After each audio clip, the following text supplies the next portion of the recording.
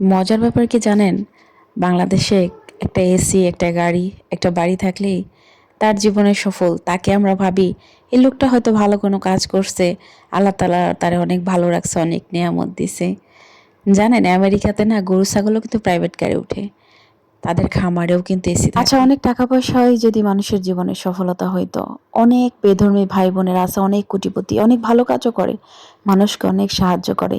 আল্লাহ তাআলা তাদের ফল দুনিয়াতে দিয়ে দিবে, তাদের জন্য আখিরাত নাই।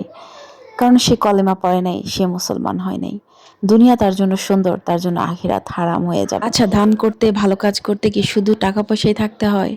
না, দান করতে সবাই পারে, যার নাই সেও দান করতে পারে।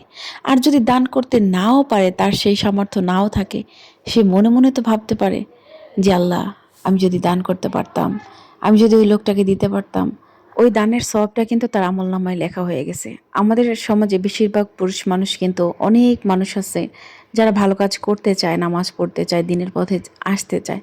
মহিলা মানুষের চাহিদা, মহিলা মানুষের ব্যবহার, ঝামেলার কারণে তারা আগাইতে পারে না। প্রত্যেকটা সমাজে, প্রত্যেকটা সংসারে যদি প্রত্যেকটা মেয়ে মানুষ ইসলামিক হয়, ভালো হয়, ধৈর্যশীল হয়, স্বামীর আয়ে সন্তুষ্ট হয়, তাহলে তার সংসারটা কিন্তু এক টুকরা জান্নাত হয়ে যায়। আচ্ছা, স্বামীর কাছে সব সময় প্রত্যাশা করেন, কখনো কি রাতে 2টা বাজে উঠে 2 রাকাত নামাজ পড়ে স্বামীর জন্য দোয়া করেন, আল্লাহর কাছে সাহায্য চান যে হে আল্লাহ, তুমি আমার স্বামীর ইনকামে বরকত দাও, তুমি আমাকে সুন্দর একটা জীবন দাও, তুমি আমাকে একটা সহজ সরল জীবন দাও। আপনি যত চাইবেন, যত চাহিদা করবেন, যত লোভ করবেন, আপনার অন্তরটা কখনো শান্তি পাবে না। সব সময় আকাঙ্ক্ষা, না পাওয়ার কষ্ট, বেদনা, এগুলো দিয়ে আপনি নিজেকে নিজে অশান্তিতে ভরে ফেলবেন।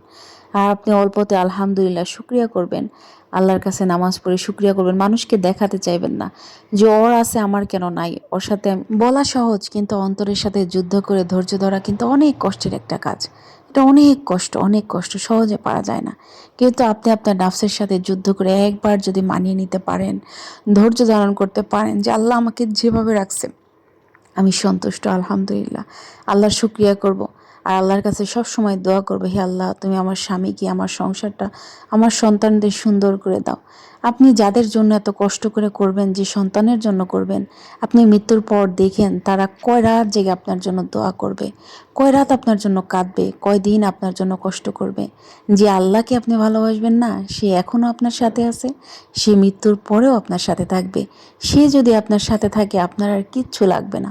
আখিরাত না এত কষ্টের জায়গা, সেখানে আল্লাহকে বলবেন যে আল্লাহ, তুমি আমার সন্তানকে জাহান্নামে দাও, আমাকে জান্নাতে দাও। কখনো একা হলে গভীরে ভাববেন যে আমি আমার সন্তানকে জাহান্নামে দিতে চাইবো, আমি এত আদরের সন্তান, তাহলে জাহান্নামটা কত কঠিন হবে।